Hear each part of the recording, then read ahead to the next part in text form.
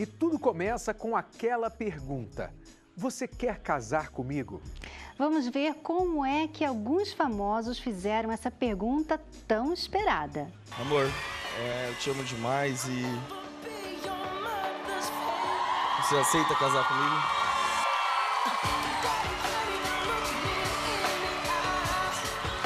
Era aniversário da Juliana. E aí o pessoal, como a gente conhece, né, falou, pô, a gente teve uma ideia e tal, vamos fazer uma homenagem de aniversário pra Juliana. Nisso, foi rolando algumas coisas, assim, né, eu falar, pô, eu acho que tá na hora de eu pedir a Juliana em casamento. Eu achei que ia ter alguma coisa, por ser meu aniversário, como eles fazem lá no programa, mas achei que fosse ser umas brincadeiras. A mulher espera, né, algo do homem, às vezes, Sim. que venha com alguma coisa mais legal, mais, sei lá, pra mulher, pra alegrar mesmo, deixar a mulher feliz, se sentir importante, né, nesse uma coisa momento. importante, É uma coisa né? importante, né? É a mulher que você escolheu pra você viver. Não esperava, né, nunca na vida. A gente tá junto já há 11 anos e a gente se conheceu, eu não estava na TV, ele também não era conhecido. Então eu nunca ia imaginar que se ele fosse me pedir, seria assim, né, na frente de todo mundo, mas... Foi melhor do que esperava, foi lindo. Mas eles não foram os únicos que se empenharam na hora de oficializar o noivado. A tradição foi o clima do pedido de casamento de Marcelo Carvalho para Luciano Gimenez. No dia dos namorados, o pai do noivo, seu Edro Carvalho, fez o pedido para o pai de Luciana, João Alberto Murad. Já o ator Matthew McConaughey escolheu a noite de Natal para pedir a mão da modelo Camila Alves. Ele disse em seu Twitter que na hora viu a surpresa nos olhos da amada e contou que colocou a caixa com o anel de noivado em várias embalagens para ela ir abrindo aos poucos. Só que às vezes nem todo o romantismo é capaz de garantir o sucesso no relacionamento. A atriz Thaís Fersosa e o ator Joaquim Lopes, por exemplo, passaram por todas as etapas que mandam o figurino. Mas após a lua de mel, o casamento chegou ao fim. Muito se especulou na época, mas os reais motivos nunca vieram à tona. Outro casal que cumpriu o protocolo, mas não subiu ao altar, foi Juliana Silveira e Roger Gobet. Eles namoraram por 4 anos, ficaram noivos, mas pouco tempo depois do anúncio, colocaram um ponto final na relação. E se você não quiser acabar como esse casal, fique atento na Escola do Amor de hoje.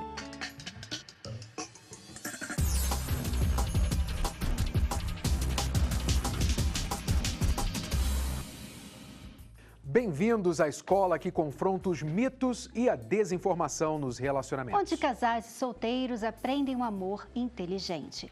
Faça parte da aula de hoje com o hashtag Escola do Amor em nossas redes sociais. E os melhores comentários serão destaque lá na rede social e aqui no rodapé da Escola do Amor. Como vimos na matéria, não faltaram investimentos nem ideias para os pedidos de casamento. Mas isso não garantiu que casais tivessem um casamento duradouro. Inclusive, alguns nem se casaram. E com a internet, esses pedidos, essas formas de pedir em casamento se multiplicaram. Parece que não há limites para a criatividade, né? E olha só o que a gente achou e vai mostrar para você aqui agora. O pedido de casamento é sempre um momento muito importante na vida de um casal, mas há quem faça de tudo para torná-lo ainda mais marcante e inesquecível. Imagine a emoção dessa moça que está no cinema com o irmão. E entre os trailers da telona, ela reconhece a voz do namorado e do seu pai conversando. Quando a mão dela finalmente é pedida ao pai, a identidade dos dois é revelada. E como num filme de ação, ela pôde acompanhar a chegada do amado até a sala onde está. Ali, como se realmente saísse do filme, ele, de joelhos, conclui seu pedido colocando o anel no dedo da moça. O fundo do mar foi o local escolhido por Anthony para surpreender sua Stephanie com o pedido mais importante de suas vidas. Ela ficou tão emocionada que chegou a passar mal e quase o pedido foi por água abaixo, literalmente. Mas no final deu tudo certo e os dois saíram já noivos do fundo do mar. E o que pensar desse rapaz que preferiu se declarar dando um susto na amada? Em um determinado momento, ele chamou a atenção dela e de alguns convidados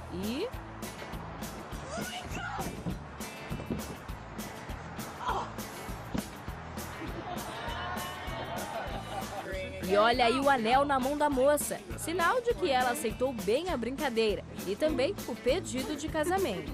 Ultimamente, viralizou na rede o que está sendo considerado o melhor pedido de casamento de todos os tempos. Com fones de ouvido e sentado no porta-malas de um carro, ela espera o início da música, mas do nada o carro começa a andar. São amigos e parentes que cantam a música do Bruno Mars, chamada Marry You, que em português quer dizer casar com você. Uma coreografia muito bem ensaiada vai impressionando cada vez mais Amy. E no final aparece o Isaac, que pede para que ela tire o fone e completa seu pedido. Mas o que realmente é o mais importante? A forma como o pedido é feito ou a preparação para o casamento que está por vir? Nós cremos que não importa onde ou como é feito, né? Mas o mais importante é que o pedido de casamento, ele deve ser um compromisso sério, e muita coisa deve ser considerada e bem pensada antes de tomar essa decisão. E a partir daí tudo muda. Quem era namorado passa a ser noivo. Vamos saber um pouco mais sobre essa fase tão importante, o noivado. Acompanhe.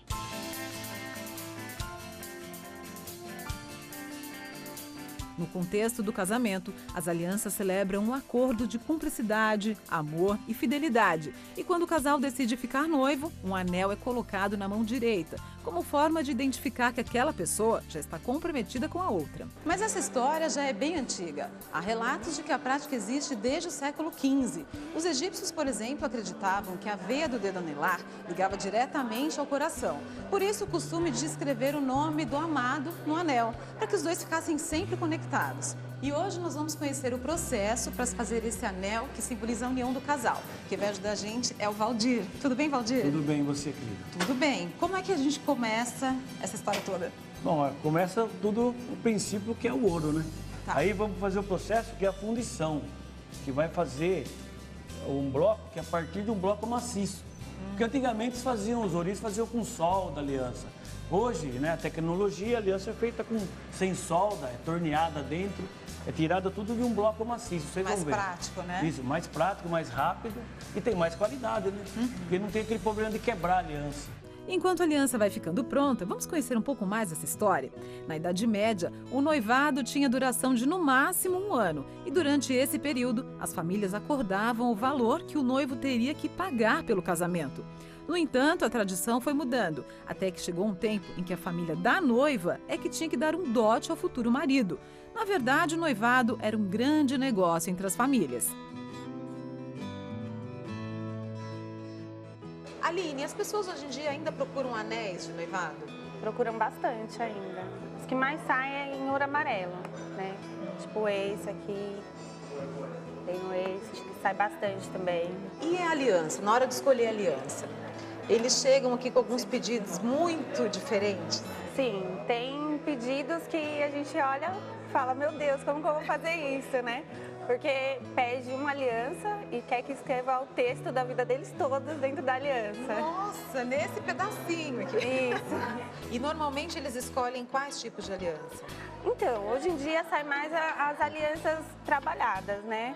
Tipo esse daqui, ó, que tem um diamante flutuante, esse sai bastante. Esse daqui, ó, toda cravejada de diamante também sai muito. E as tradicionais? As tradicionais também saem. Nunca sai de bastante, moda. não sai de moda, né? Tradicional é tradicional, é aquilo que a gente tem mais pro dia a dia. Tem algumas aqui que tem detalhe em ouro branco. O que significa isso? Isso daqui é para bodas de prata, né? É ouro branco e o ouro amarelo junto, né? Que significa os 25 anos de casado. E me fala uma coisa, quando eles chegam, os noivos chegam aqui, eles se entendem no gosto? É bem difícil. Você já viu esse casal brigando? Já, tem pessoas que a mulher sai na frente, tipo, não vou escolher mais nada. Bom, para mim, o que significa aliança é saber que eu pertenço a alguém e ele pertence a mim também, né? Eu acho que existem muitas pessoas, assim, muitos significados para aliança, mas essa é uma das que, assim, você já sabe de cara. Quando alguém olha para a pessoa, ela olha para o dedo dela e vê, não, essa pessoa tem um compromisso com alguém. Isso, ela não está disponível, né, para um relacionamento com outra pessoa. E também uma das coisas que mais me chama a atenção na aliança como sinal é exatamente o que a palavra em si significa. É um pacto, um compromisso, muito mais do que um contrato Você está entrando ali em uma troca de vidas com a pessoa. Você está entregando a sua vida para ela, ela está entregando a dela para você. Você vai cuidar da vida dela como se fosse a sua e espera que ela cuide da sua como se fosse a dela. Então, esta aliança, você vê, se você pegar duas alianças e tentar colocar uma dentro da outra, você precisa de uma espécie de mágica para fazer isso, né? Tem que derreter e depois tem que fazer elas juntas. E daí, uma vez juntas, uma dentro da outra, não dá para separar, sem você quebrar as alianças. E é assim o que acontece muitas vezes na separação de um casal, na ocasião de um divórcio, fica aquelas marcas que a pessoa, muitas vezes, não consegue nem curar. Então, é importante a pessoa entender que o anel, a aliança, é um símbolo de uma coisa muito maior do que o custo, o preço, o detalhe que está ali, o material que está sendo usado. Mas nem todo mundo quer passar para a próxima fase do relacionamento, né? E às vezes até chegam a fazer um contrato para isso, para provar que eles não querem nada sério. Olha só como funciona. Os cartórios nunca foram tão procurados por casais com interesse em ficar juntos. Ou talvez seja o contrário. Quem sabe pensando na incerteza da durabilidade dessas uniões. Antes, os papéis a serem assinados eram os do casamento. Pouco tempo atrás, a união estável é que passou a ser assinada. E agora, uma nova moda entrou em cena, o contrato de namoro. Esse contrato nada mais é do que uma simples declaração de vontade em que os envolvidos afirmam, por meio de documento, que estão tendo um relacionamento amoroso, sem a intenção de constituir família. Ali ainda fica registrada a independência financeira dos parceiros, assim como que, havendo a intenção de constituir união estável, será feita obrigatoriamente por escritura pública. O processo do contrato de namoro é rápido e custa cerca de R$ 330. Esse contrato passou a existir porque muitas vezes, após o fim do relacionamento e esse ter sido considerado uma união estável, cabia legalmente a partilha de bens, pensão e até discussão por herança, que é exatamente o que um contrato de namoro visa evitar. Uma vez o contrato assinado e o namoro chegado ao fim, tudo fica mais fácil. As despesas que porventura o casal tenha feito em conjunto durante o período que esteve junto serão rateadas e os presentes trocados entre os pombinhos não entram na divisão. Logo, o contrato cessará, não havendo a necessidade de qualquer intervenção jurídica ou disputa por questões econômicas. Muitos advogados, porém, questionam a validade desse tipo de contrato, já que, para no entender dos profissionais, ele fere as regras já existentes do direito de família. Em outras palavras, esse novo contrato de namoro aí é basicamente um dizendo para o outro assim, olha, eu garanto a você que eu não tenho nenhum compromisso. Basicamente é isso, só falta agora inventar o contrato de que eu não tenho nada com você, nem namoro, nem nada. Você fica aí, eu estou aqui, nós não temos nada em comum um com o outro, nem venha dar em cima de mim. Quer dizer, a gente está descendo, né, historicamente do dote, quando o noivo tinha que dar um dote para a família da noiva, aí a gente vai descendo. Aí tem agora o casamento, há muito tempo começou o casamento no cartório. Aí, depois do casamento no cartório, veio para a união estável, né? Que não é casamento, pouca gente sabe. Agora, de união estável é contrato de namoro. Não temos nada a não ser um namoro. Não venha cobrar nada de mim depois, se isso aqui não der certo. Né? Qual é o próximo passo? Não tem futuro, né? Você já sabe que esse relacionamento não tem futuro. Para que estar nele, né? Bom, mas vamos voltar para o compromisso. Vocês que estão noivos, o pedido já foi feito. Qual é o próximo passo? Como é que alguém se prepara para a vida de casado? Nós vamos agora voltar um pouquinho no tempo e ver como isso era há 34 anos, quando a Guacira e o Antônio se casaram. Veja só. Este é Antônio, esta Guacira. Os dois se conheceram há exatos 42 anos. E essa história de amor começou ainda na infância. Eu conheci o Toninho, meu marido, na rua, na verdade. A gente era vizinho. A gente jogava bola e bolinha de gude, né? Então ela ficava no portão. A gente começou a se olhar aqui, olhar. Depois, por coincidência ou não, a gente foi estudar no mesmo colégio. E numa festa junina, o Toninho mandou um correio elegante me pedindo em namoro. Demorou um pouquinho, ela deu a resposta, né, que queria namorar. Aí começamos devagarzinho, né, Aí voltávamos juntos do colégio, íamos juntos do colégio e começou a ficar mais estreito o relacionamento. E o máximo que a gente fazia, passeava, ia no cinema, domingo à tarde, e namorava no portão. E saímos, só com horário determinado para chegar em casa. Se ia, por exemplo, namorar lá na casa dela, ok. Na casa dela, no portão, né? Pegar na mão era o máximo, senão tava se agarrando, não podia. Não gostava desses namoros muito agarrados, muito se pegando, muito... Achava feio. E era um gosto meu, ela sabia que era um gosto meu que casasse virgem, né? E a sua mãe, ela dava conselhos para você? Sim, nessa época? Sim. Ah, sempre deu. Assim, quando ficou mais sério, assim, né, que a gente ia casar mesmo, aí ela, assim, ela não sentava para dar conselho, mas minha mãe sempre conversou muito comigo, né? Podia namorar, conversar, dar mão, mas nada de muita intimidade. Houve conselhos para o casamento também? Sim, sim. Bastante conselho, assim, pra a gente... Não tem mais um casal, é uma pessoa só, né? A gente ser muito amigo, companheiro, tentar entender o outro, né? Se o Tony estivesse muito nervoso, deixar passar, depois conversar, explicar a situação, como que foi. E nunca na hora que ele estivesse bravo, nervoso, era querer se bater com ele, né? Até hoje, ela me dá conselho ainda. Minha mãe tem muita sabedoria, então a gente tem que ouvir, né? Você é romântico? Muitos consideram romântico, assim, considero assim, realmente de dar flores. Eu sempre gostei, mesmo antes solteiro também, então a gente dava e continua do mesmo jeito. Até hoje, com certeza, lembro todas as datas, é difícil lembrar todas as datas, né? Guá, a beleza desta flor simboliza todo o nosso amor, toda a nossa felicidade de uma vida a dois. Graças a Deus, somos felizes. Um beijão. 34 anos de casado. Né, nós estamos aqui. Praticamente, brigas, nunca tivemos, tá? Porque a gente fez um alicerce legal, baseado nas informações, né, que foi passado pra gente, e estamos aqui. Eu acho que isso é uma grande vitória. Isso está em extinção, né? Infelizmente, nem todo mundo se prepara para um casamento, recebe bons conselhos assim antes de casar. E os conselhos não são só para as mulheres, né, Renato? Você teve conselhos? Olha, muito pouco. Eu tive, na verdade... Eu lembro que você teve no dia do casamento. No dia do casamento, houve Os homens conselho. pegaram o Renato assim, levaram ele para um cantinho assim. Não, mas isso é para outro programa. Mas eu li um livro sobre a intimidade do casal, né? Nós dois lemos esse livro. Foi algo que nos orientou mais para a nossa lua de mel, para o início da vida conjugal, já que nós éramos virgens, não é? Quando nos casamos.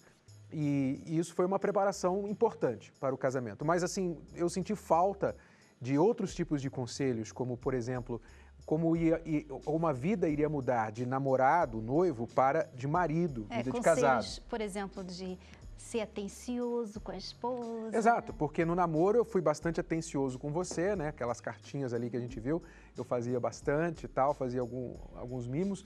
Mas depois de casado, eu voltei toda a minha atenção para o trabalho e deixei a Cristiane na prateleira, achando, já conquistei. Foi assim mesmo. Mas eu já tive preparação, né? E a minha mãe conversou bastante comigo. E foi muito bom, porque quando eu me casei com o Renato, eu estava bem ciente do meu papel de esposa. Eu sabia exatamente o que era esperado de mim. Então, eu não reclamava, por exemplo, quando eu tinha que cozinhar alguma coisa, ou limpar, ou fazer alguma coisa, porque eu já tinha me preparado. 6 meses antes de casar, eu fui lá aprender a fazer coisa de casa que eu não fazia. E eu já fui me preparando também psicologicamente, né? Não, eu vou cuidar do meu marido, eu vou ser uma boa esposa. Eu vou ser atenciosa, enfim. Então, eu tive essa preparação que foi muito bom. É claro que se o Renato tivesse tido uma preparação também como eu tive, talvez nós não tivéssemos tantos problemas no início, né, Renato? É verdade. Eu reconheço que você teve a sua preparação e talvez a lacuna que ficou no nosso casamento veio de eu simplesmente nunca ter tido uma referência do que era um casamento saudável. Então, fez falta. Mas tem gente que não sabe se está pronto ou não para o noivado, né? Aliás, nem sabe se o relacionamento que a pessoa está agora vai dar certo. E é por isso que a gente escreveu o nosso novo livro, Namoro Blindado, que é para ajudar os solteiros, os namorados, a saberem identificar se vale a pena ou não estar neste relacionamento, dar continuidade, passar do namoro para o noivado e eventualmente o casamento. Então, a gente costuma dizer que o divórcio, a maioria dos divórcios que acontecem hoje, eles começam no namoro, porque a pessoa viu os sinais de problemas e decidiu ignorar aqueles sinais. Ou então, viu, mas não notou, porque ela não sabia que aquilo era um sinal. Então, esse livro vem dando essas dicas, o que observar no namoro, o que fazer até antes de começar a namorar. E até mesmo para você mesmo, né? Porque às vezes a pessoa não está no namoro, ela não está no relacionamento e ela não está pronta para um relacionamento. Ela tem algumas coisas nela que ela precisa trabalhar e ela não sabe. E às vezes ela entra no relacionamento com aqueles problemas interiores e ela mesma, com as próprias mãos, estraga aquele relacionamento. Então, o livro vai ajudar muito. Eu acho que esse livro ia ter ajudado a gente bastante também. Sem dúvida. Principalmente o Renato. Mas você pode adquirir o livro nas principais livrarias ou pelo site namoroblindado.com. É certo. Eu acho que teria ajudado ela bastante também. Bom, e falando sobre preparação ou falta de preparação para o casamento, nós temos aqui um casal, a Tatiana e o Robson, que pouco se conheceram antes de casar. Bem-vindos ao programa. Obrigada pela oportunidade. Antes da gente conversar com eles, vamos conhecer um pouco da história deles. A Tati e o Robson se conhecem há mais ou menos 3 anos. Estão casados há 2 anos e 9 meses e têm uma filha de 2 anos e 8 meses. Tudo muito rápido, né, Tati? Tudo muito rápido. Quando eu vi, eu estava casada, grávida, né, e com uma rotina de vida completamente diferente da que eu tinha. Deu tempo de se conhecer antes de morar junto? Ainda estamos nos conhecendo. Então vamos fazer o seguinte, vou fazer um game com vocês para ver até que ponto vocês se conhecem. Topam? Sim. Então vamos lá. Nessa brincadeira, eles deverão responder 3 perguntas a respeito um do outro. Vamos ver como eles se saem? Londres, Paris ou Nova York? Olha, eu acredito que Nova York. Por quê? Pelo motivo de Nova York ter bastante opções. Acho que Paris. Por quê? Ele não gosta muito de viajar, mas tem comentado que quer conhecer a Europa, então acho que Paris. Os dois erraram. Sim. Os dois preferem Londres. Como assim? Sertanejo, MPB ou rock? Olha, eu acredito que sertanejo. Sertanejo. Os dois atiraram no sertanejo, porém os dois preferem rock. Pois é, eu levei muito ali assim, pra escutar rock, acho que ele mudou o gosto. Comida, francesa, brasileira ou japonesa? Comida japonesa. Ele gosta de comida japonesa, mas acho que a preferência dele é pela brasileira, de preferência da mãe. Então vocês acertaram na comida. Nós somos completamente diferentes e isso eu só descobri depois que eu me casei com ele, né? Porque eu me casei com uma pessoa que eu não conhecia. De fato, nós não tivemos tempo de nos prepararmos para o casamento. Nós estávamos namorando e era muito recente, nós estávamos nos conhecendo. Enquanto ele queria só o filé de frango com a batata doce, eu estava fazendo macarronada, lasanha, né? Então foi um começo difícil e é até hoje. Tem coisas no dia a dia, né? Que imagina, você às vezes namora uma pessoa há anos e ela não consegue te conhecer. Do tipo, você come sempre esfirra de frango e ele vai lá e te traz a esfirra de carne, né? Eu falo, mas eu só como esfirra de frango. Eu adoro praticar esportes, então eu gosto de acordar cedo e correr à noite, poder fazer uma academia, mas ela não gosta, ela prefere ficar em casa trabalhando. A cada oportunidade que eu tenho, eu viajo. E ele tem pavor de avião, né? A nossa primeira viagem para Fortaleza, ele foi passando mal e foi uma questão, foram poucas horas. Então eu tento convencê-lo de pelo menos viajar uma vez por ano, né? Para a gente conseguir aí ele atender um pouquinho do meu gosto e eu respeitar o medo dele. Mas eu acho que quando você casa, quando você gosta, é isso, superar as diferenças. A boa notícia é que todos os casais normalmente são bem diferentes, tá? Então, isso aí é normal e a fase da adaptação que vocês estão agora, né? Claro que dificultou um pouquinho mais porque não houve vocês não se conheceram muito bem antes de se casarem, né? Então agora que estão se conhecendo, agora que você está aprendendo a lidar com o jeito caseiro dele. Exatamente. Né? Que você já não conhecia esse lado. Não. Então conheci muito pouco. De repente mudou toda a minha rotina. Eu tive que sair da aviação porque ser comissária e ter um filho é muito difícil, né? E ele não aceitaria de jeito nenhum. Então eu já tive que largar algo que para mim foi muito difícil. Né? Eu estava fazendo curso de piloto, a minha intenção era ingressar mais ainda na aviação. Depois a rotina, né? Para uma pessoa que está viajando o tempo todo e aí acordar todos os dias, né? Com o esposo do lado, né? A rotina doméstica, né? Eu tinha meu café da manhã na cama, eu tinha meu quarto arrumado, era só eu sair para fazer uma caminhada, quando eu voltava meu quarto estava arrumado, né? Assim a rotina de quem vive em um hotel. Né? E de repente eu descobri que eu tinha que arrumar a cama, que eu tinha que preparar várias vezes por isso, o meu café e o café dele, né? E não só isso, uma pequenininha que é 100% dependente de mim, né? Então tudo isso foi muito difícil na adaptação. Quando eu engravidei e ele me pediu em casamento, na primeira vez eu falei não quero casar. Eu lembro como se fosse hoje, que eu pedi ela em casamento, ela falou não.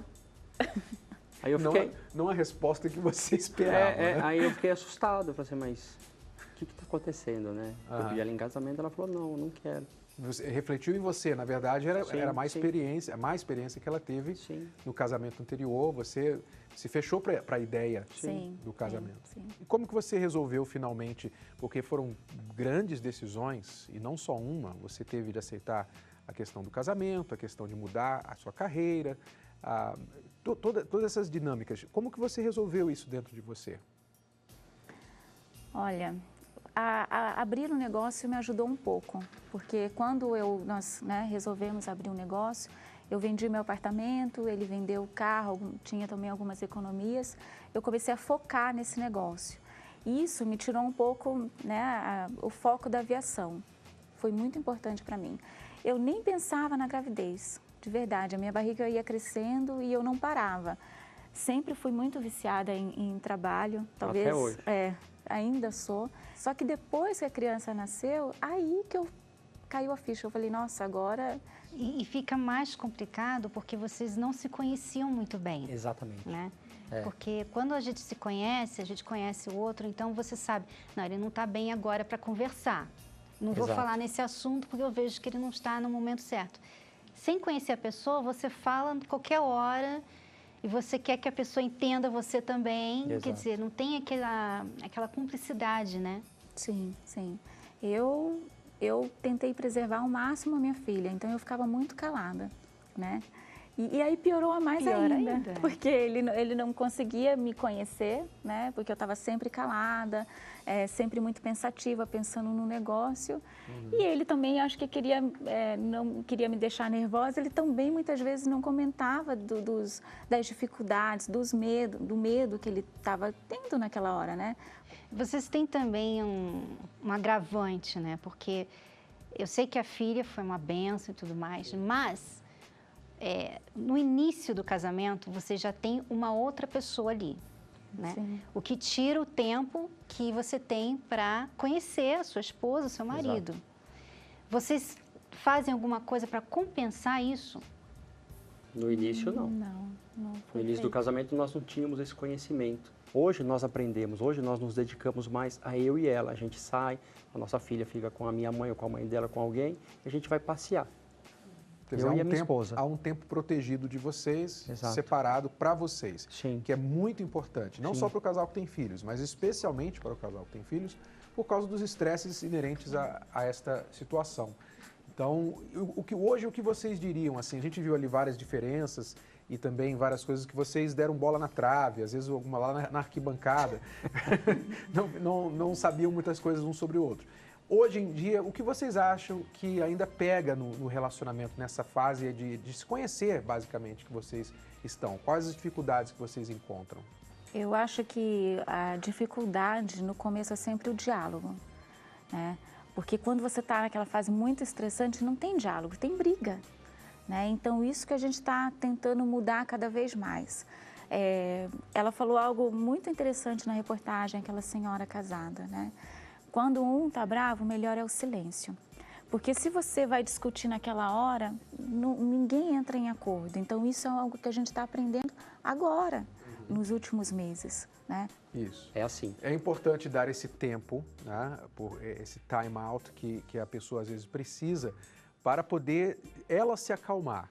Às vezes a pessoa, ela tem que se acalmar, ela tem um jeito dela se acalmar. Eu tenho o meu jeito de me acalmar, a Cristiane tem o jeito dela. Cada um faz aquilo que funciona para si. E o parceiro precisa ter essa sintonia, essa percepção. Peraí, ela está naquele momento que ela precisa de ficar sozinha, ele precisa ficar sozinho. Então, respeitar isso. Agora, a pessoa do outro lado não pode tirar vantagem desse momento e deixar ele se prolongar por muito tempo. Porque aí se tem uma situação que não foi resolvida, não foi conversada, e aquilo não é tratado logo, aquilo vai acumulando. E aí se torna um problema maior lá na frente. Então tem o momento do time out, da espera, mas o quanto antes a pessoa tem que trazer-se de volta para um nível racional para poder haver uma conversa e resolver o que foi a situação ali. E aí tem uma terceira pessoa, né, que é a nossa filha. Quando nós estávamos, uma época, brigando muito, a nossa filha sentia muito. Ela não dormia direito, né? Às vezes nós estávamos conversando, ela já falava, não, mamãe, não, papai, não briga. Então, tudo para ela já era briga, né? Eu gostaria de saber quem é o mais temperamental da relação. Sempre tem um que é mais temperamental, as emoções variam muito, e um que é mais racional. Que ela é temperamental. Concorda? Eu não sei. Normalmente a que fica mais estressada é a mais temperamental. Eu acho que sim. Para identificar melhor, a pessoa mais temperamental é a pessoa que perde a batalha com ela mesma, normalmente. O temperamental, ele nem sempre é aquele que é mais racional, porque às vezes ele pode ser racional, mas ele perde a batalha dele contra a raiva, ou dela contra a raiva, por exemplo, fica com raiva e tal. Então ele perde a batalha contra o próprio temperamento. Então é importante distinguir quem é essa pessoa, e tomara que não seja os dois, porque o mais racional da relação vai precisar, neste momento, praticar a sabedoria de saber, não, peraí, eu não vou cutucar, né, a onça com vara curta aqui agora, e também saber respeitar que aquela pessoa tem uma dificuldade maior do que o mais racional de controlar as suas emoções. Então não adianta ficar cobrando, por que você faz assim, por que você não age como eu faço e tal, não vai adiantar. Então tem que haver essa sabedoria de entender quem é o mais temperamental, quem é o mais racional, para um ajudar o outro e não provocar a Terceira Guerra Mundial, senão acontece. Bom, eu vou para a academia e desconto toda a minha raiva na academia. Ok. E você? Descontando aonde? No trabalho? No trabalho. Mas às vezes o trabalho causa mais estresse, né? Sim. Se você trabalha muitas horas e você está sempre, e você não sabe dizer não, e você, né? Sempre mais trabalho, sempre mais trabalho. Isso é algo que eu admiro nele. Ele tem horário para acordar, para almoçar, para malhar, para jantar, tudo regradinho, né? Eu não tenho horário para nada. Às vezes ele me liga 3 horas da tarde, já almoçou? Não almocei, eu nem sinto fome, né? Porque eu estou tão focada no trabalho e fazendo 1000 coisas ao mesmo tempo, que isso de fato me deixa muito estressada. E para ajudar ela, nós fechamos com um restaurante para fornecer o almoço todos os dias para ela no horário certinho. Porque eu tenho que ajudar ela. E ela, se deixar, ela fica sem almoçar o dia inteiro. Aí ela só vai jantar. Então eu falei assim, amor, vamos fazer assim. Aí fechamos com um restaurante, todos os dias eles levam almoço para ela. Resolvido pelo menos esse problema. Está sempre apresentando, sempre apresentando uma solução. Já sei o que eu vou fazer para isso. Você aprecia isso? Desculpa, você... Não, eu ia falar que essa diferença dos dois é complementar, né? Você tira proveito desse jeito dele mais racional, mais organizadinho, e ele também tem que saber tirar proveito do seu jeito. Que em algumas ocasiões é importante, né? Você conseguir fazer mais coisas. Eu acho que nisso a gente acaba somando, porque às vezes ele fica pensando em será que eu faço? Será que eu faço? Eu falo, será que faço? Não, vamos fazer. É abrir o escritório, é fazer isso, aquilo, então eu sou muito de ir lá e fazer, né? Ela é bem mais decidida. E você é provavelmente mais planejador, mais calculista. Sim, a gente pensa mais, puxa, mas eu vou ter um gasto a mais por mês, será que eu vou conseguir bancar? Porque a gente sempre é preocupado mais porque a gente mantém tudo em ordem, as contas. A mulher, não vamos fazer isso, vamos comprar esse amor. Não vai comprar roupa agora, dá uma segurada esse mês. Mas vocês têm diferenças ideais. Sim. Quer dizer, vocês realmente complementam-se nessas diferenças. Um objetivo em comum. Exato. E só precisam tomar cuidado para não se irritarem com a falta das qualidades pessoais no outro, não é? Porque ele não é você, nunca vai ser e vice-versa. Não é? Qual a sua maior reclamação sobre o Robson hoje? Depois eu vou perguntar para você sobre ela. Eu acho que ele é mais vaidoso do que eu. Muito mais vaidoso do que eu. Mas eu me cuido para você. Ele malha todo dia, ele demora muito mais para se arrumar do que eu, ele é muito vaidoso. Isso te irrita? Às vezes o excesso sim. E ele, geralmente, ele não fala muito, ele não é de falar algo que está irritando nele. Aí, quando ele fala, ele já explodiu. Eu sou tagarela. Eu falo, tá me irritando. E aí, isso eu acho que incomoda ele, né? Sim. É porque eu me cuido para ela, né? E eu sou muito reservado também. Eu não levo os meus problemas, até porque todos os dias que ela chega em casa às 8, 9 horas da noite, eu não levo nenhum problema para ela, nenhum. É importante entender aí um equilíbrio. Por quê? O homem tem muito disso, de querer poupar a mulher. Né? Ele pensa, não vou falar de coisas que vão simplesmente preocupá-la ou preservá-la. Preservar. Então, tem essa parte, isso é romântico, na verdade. Deixa eu poupar a minha esposa. Porém, tem o lado perigoso do extremo disso, que é ela se sentir totalmente excluída, ela fala com você, você responde com 2 palavras e ela se sente, poxa, então, quer dizer, não tem conversa nesse casamento. Então, você tem que fazer o equilíbrio, tem que saber aquilo que você vai segurar para poupar realmente, porque há razão de poupar, e aquilo que você não precisa poupá-la. Você pode usar como Só uma forma de compartilhar. Exato, né? Uma forma de conversar, de dividir o seu dia. Talvez ela nem precisa saber, mas só de você compartilhar com ela vai se sentir bem. De saber, poxa, eu estou incluída no dia a dia dele. Eu sei o que aconteceu hoje, né? É um lado um pouco amiga. Né? O homem tem que saber ser um pouquinho amiga. A mulher precisa da mulher. demais. Porque a mulher conversa com outra mulher sobre tudo. E às vezes o homem se sente excluído porque sabe que a mulher conversou sobre tudo com outra, com a amiga, e não conversou com ele. Mas por quê? Porque ele não dá essa abertura. Quando ela fala, ele responde 2 palavras, não continua a conversa. Então, ela não vou falar com ele, né? Porque ele vai querer resolver o meu problema. Ou então, eu só quero alguém que me ouça. Não é? Então, tem que haver esse equilíbrio aí entre o poupar e o compartilhar. Agora, e você? Qual a sua maior reclamação da Tatiana? Olha, a minha maior reclamação, pelo motivo dela ter muitos anos viajado e ela morou em hotel por muitos anos, ela não tem o costume de, quando você está morando em casa, organizar a casa. Então ela deixa um pouco as coisas organizadas. E eu sou super organizado, metódico. Então ela não é organizada e essa é a minha maior reclamação dela. A gente sempre, como arruma aqui. Não, depois. E o depois fica para depois mesmo. Mas as coisas incomodam muito mais ele do que a mim, mesmo nessa parte de organização. Sim. Mas eu tenho tentado, né, melhorar. Sim, você tem ela até melhorado muito. Mas tem outras coisas, eu não cozinho bem, então às vezes quando eu brinquei lá, né, que ele gosta de comida brasileira e de preferência da mãe, né? Porque às vezes pra mim eu fiz o mesmo macarrão, ele fala, não gostei. Quando chega na mãe, o macarrão bolonhesa, eu falei, mas o que eu fiz diferente, né? Você não pode falar não pra mãe, né? É pra mulher, você chega e fala, amor, não faz macarrão desse jeito, né? Mas sua mãe faz. Não, mas pra mãe a gente tem que comer, né? Agora você me conhece. Então eu tenho tentado aí conquistar ele também na cozinha. Às vezes tenho sucesso, às vezes não. E, enfim, a gente vai tentando melhorar. Quando a diferença faz mal, né, ao relacionamento, aí vocês têm que realmente chegar a um acordo, né? Se, por exemplo, você tem muito trabalho por muito tempo, por meses, e aí ele aguenta por 1 semana, 2 meses, mas chega 9 meses e você ainda não tem tempo para ele, aí você vai ter que chegar a um acordo com ele, né? E vocês querem se conhecer, né? Vocês querem se conhecer, vocês precisam de tempo para você ir conhecendo um ao outro. Se vocês não têm tempo para isso, como é que vocês vão, né, chegar à intimidade mesmo real do casal?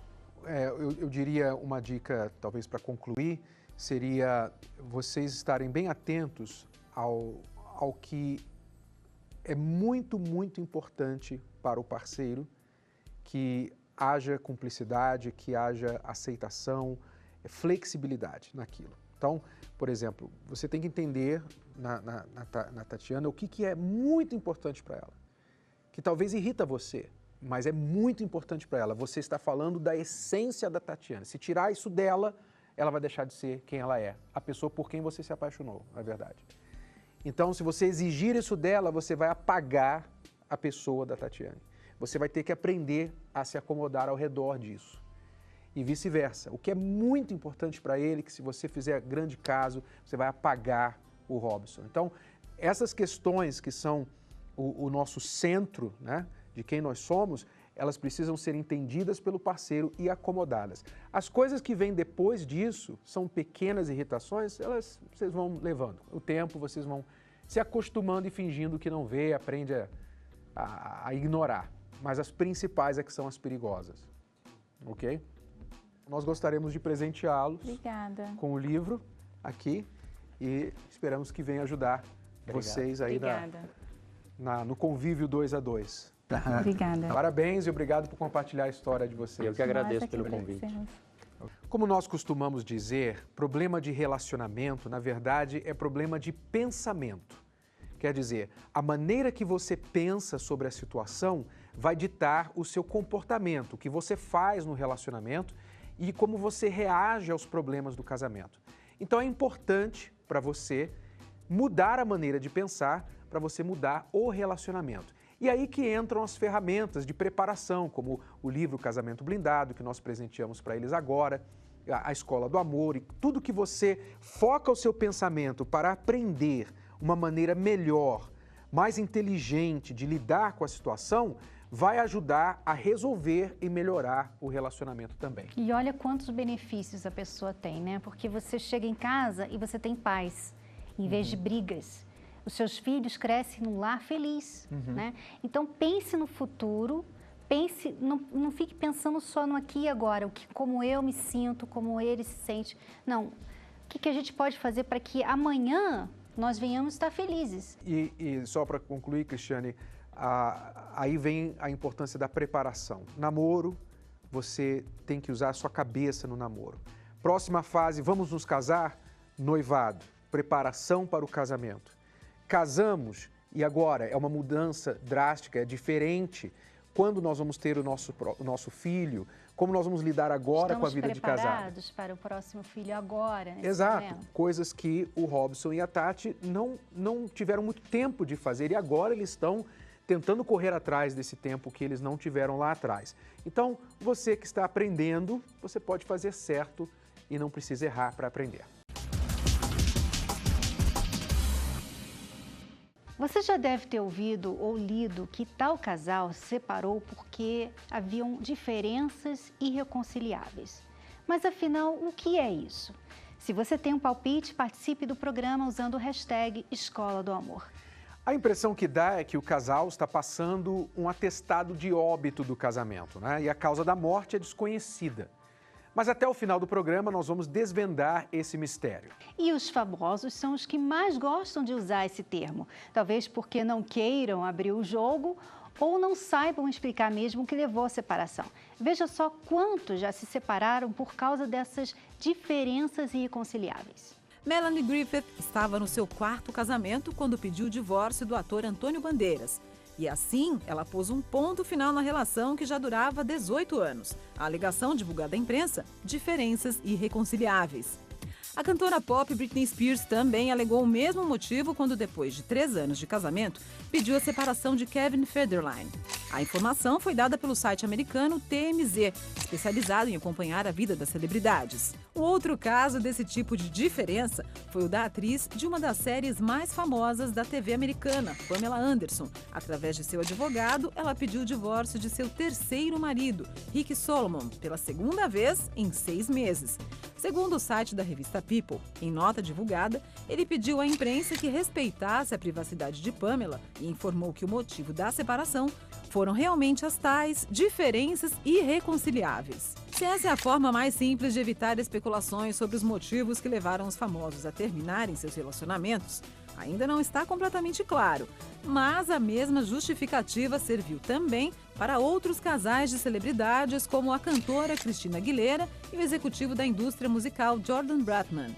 Os atores Ashton Kutcher e Demi Moore, a modelo Katie Holmes e o astro Tom Cruise, o cantor Stevie Wonder e Kim Larmoris, Slash, o ex-guitarrista do Guns N' Roses, e Perla Hudson, Megan Fox e Brian Austin Green, entre tantos outros. Aqui no Brasil, a expressão diferenças irreconciliáveis começou a ser mais usada recentemente. O jogador Kaká e a empresária Carol Celico, depois de 13 anos juntos, entre namoro e casamento, anunciaram a separação, sugerindo não conseguir mais lidar com as diferenças. É fácil você falar assim, não é por causa disso, pronto, não preciso me... Né, eu não tenho culpa de nada, simplesmente foi a diferença que não tinha como mudar. Né? Parece que é o Coringa, né? A carta Coringa que os casais sacam para justificar por que não deu certo. Mas, na nossa opinião, o que realmente acontece quando você ouve falar em incompatibilidade de gênios ou diferenças irreconciliáveis, na verdade, é que ali havia pelo menos um ou os dois que eram inflexíveis na sua maneira de ser e nos seus objetivos. Isso sim é a razão principal da separação. Agora, diferenças, brigas e uma amante. A fórmula perfeita para acabar com um casamento. Mas quem disse que as coisas não podem mudar? Conheça o final feliz da história de Ana e Rogério a partir de agora. Eu era muito nova quando conheci o Rogério. Eu era uma menina, ele foi meu primeiro namorado. Tinha 17 anos, ela tinha 16. E pouco tempo depois, 1 ano e meio praticamente, a gente já se casou. O início do casamento foi um pouco conturbado. Era muito bom, porém a gente passou muita dificuldade, porque eu ganhava pouco, ela não trabalhava, a gente foi morar de aluguel. E era imatura, né? Porque minha mãe fazia tudo pra mim, né? Como que você pensa que um casamento vai ser um conto de fada, né? Então, quando eu me deparei casada, não tinha pensado nessa parte, né? Mesmo antes do 3º ano, já começavam as discussões mais quentes, assim, por conta desses motivos. Ninguém queria perder, né? Durante esse período a gente brigava muito. Devido a tudo isso, já tá desgastado o relacionamento, eu me separei dele. Aí quando eu desisti de ir atrás dela, eu falei, não vou mais, sei o quê, não quero mais saber. Aí ela veio atrás de mim. Aí foi onde a gente reatou novamente. A gente começou a se dar um pouco melhor, né? Mas ainda havia os atritos ainda entre nós, né? Começou as coisas melhorar mesmo quando eu engravidei, né, da minha primeira filha, e nós começamos a se envolver mais com o filho, então nós ficamos mais unidos nessa época. Tivemos a 2ª filha, né? E aí foi nessa época que a gente estava aparentemente bem, mas a gente mal conversava. Então isso foi acontecendo até o momento em que eu arrumei uma amante. Chegou uma época que eu cheguei a ficar com as duas. Eu falava para uma que não estava com a outra, falava para outra que não estava com a uma. Até que essa outra pessoa engravidou também. Então foi na onde que eu pedi a separação e dei um basta nessa situação. Quando você viu que era definitivo, o que você fez? Fui para casa da minha mãe e dali foi onde eu comecei a sentir o peso de tudo que eu tinha feito. E aí eu sabia que ela ia. Procurava as palestras e tudo mais, e eu pensei comigo, eu vou procurar também, vou procurar ajuda. O que você ouviu na palestra que fez com que você tomasse outra atitude? Eu ouvi que se a gente não se amasse em primeiro lugar, como que a gente poderia amar outra pessoa? Né? E daquele momento eu vi que eu não estava me amando. O que eu ouvi que me fez pensar muito foi quando o Renato falou sobre definição. Isso me marcou muito. E eu me olhava e realmente eu era um homem indefinido, porque eu não sabia. Eu tendo uma família formada, eu não sabia se queria estar com a minha família ou com outra pessoa. Então foi onde me fez refletir, olhar para mim mesmo. Eu falei, não, eu não quero isso para mim. Uma das outras coisas que o Renato falou também em relação a ser homem de verdade, não simplesmente provedor. E quando começou essa reaproximação de vocês? A reaproximação foi em uma das palestras. Teve um momento em que o ministrador falou para a gente abraçar a pessoa que a gente mais amava. E eu tomei a decisão, saí de onde eu estava e fui até ela. Ela estranhou um pouco, mas aceitou, não me empurrou. Então foi o primeiro momento, assim, de uma reaproximação. Foi na palestra. E depois disso tudo, como vocês estão hoje? Hoje, tendo filhos, a gente tem o nosso momento, uma vez por semana, até a gente aproveitar a palestra, é o nosso dia. A gente vai à palestra, após a palestra a gente sai, a gente passa num restaurante, é o dia da gente conversar, então hoje a gente tem isso. Para mim, a palestra não ajudou no casamento, me ajudou como homem, me ajudou a me encontrar. Este casal era um caso perdido. Ele, um caso perdido, ela com os problemas dela. É aquele casal que todo mundo olha e pensa, esses aí não tem jeito. Mas teve jeito para eles, quando eles vieram à palestra que nós fazemos para casais e solteiros. Bom, vamos lá então agora explicar o que são as tais diferenças irreconciliáveis. Será que chegamos a uma resposta? Vamos ver. Parece que esse termo coringa é uma mistura de problemas mal resolvidos entre os casais, que eles vão acumulando ao longo do tempo, né? Nós temos aqui alguns problemas, por exemplo, você já pegou aí? Vamos pegar alguns regras aqui. De disciplina com os filhos. Exato. Muitas vezes o casal não concorda na disciplina com os filhos. Então isso começa a dar problemas no relacionamento. Diferenças de comunicação. Eu vou colocar aqui dentro deste saco porque aqui representa as diferenças irreconciliáveis. Vamos lá. Diferenças de comunicação, intimidade sexual. Temos aqui equilíbrio entre trabalho e casa, né? Trabalho e vida do lar. Amigos, incrível, mas isso aqui também. Divisão de tarefas domésticas, grande item hoje na vida dos casais. Hábitos pessoais. Sogros e famílias estendidas, as famílias extensas, não é? Que às vezes interferem na vida do casal. Questões financeiras, dívidas. Tendências políticas. Até isso. Quando os dois são de partidos diferentes, apoiam partidos diferentes. Então, você pode imaginar aqui, dentro deste saco, a gente vai ajuntando, acumulando todas as diferenças que existem entre os casais. Então, quando eles não resolvem essas diferenças individualmente, não sabem resolver cada uma delas, eles vão juntando tudo, chega um momento que faz um pacote e fala assim, ó, não dá mais para resolver. Isso aqui é irreconciliável, é melhor a gente separar. Aí vira um lixo. A solução, obviamente, é vocês fazerem o contrário, é vocês separarem os problemas. Espera aí, quais são essas diferenças? O que está pegando? Onde a gente está tendo dificuldade de se acertar, de combinar os nossos objetivos, as disciplinas que nós queremos seguir na nossa vida, no nosso casamento, na nossa empresa, no nosso negócio, nas finanças. Onde estão as diferenças? E aí sim, quando você isola os problemas, vocês podem atacar um a um e resolver esses problemas. E as diferenças... que você vai fazer sobre a questão financeira ou a intimidade sexual de vocês? O que vocês vão fazer a respeito, né? Ao invés de achar que não tem mais jeito. É mais importante dar nome ao problema, o real nome ao problema, do que um termo aí coringa, como diferenças irreconciliáveis ou incompatibilidade de gênios, que na verdade quer dizer o quê? E as pessoas não sabem o que fazer com isso depois. Agora, as diferenças existem, né?